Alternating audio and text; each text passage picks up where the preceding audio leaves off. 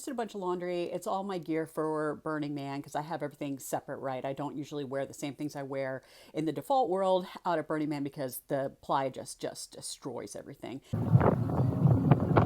So I have clothes and uniforms and they are pretty much all good to go. Now, usually when I'm out there and I'm staying in a tent, I'll put things in these cubbies, right? But this year, because I'm going in a van. In a van down by the river! Just called all Gen X with that one. I just had to do stuff a little different, so I'm going to show you guys. So my room is a disaster because I have been going through all my stuff. So these clear bags are awesome, are these ones with the view. So they're collapsible.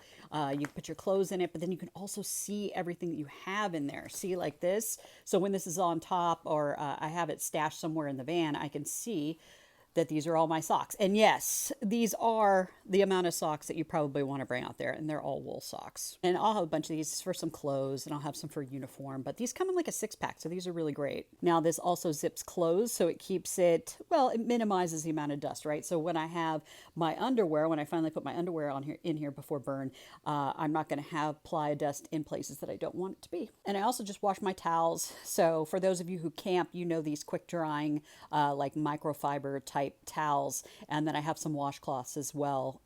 We have showers with medical, so I can be clean at least a few times during the burn. Otherwise, it's just baby white baths. So let me know if you guys, you want me to do more videos like this, more things about what I'm bringing out and how I'm packing it. I could do, those what's in my backpack, those types of things, what food I'm bringing.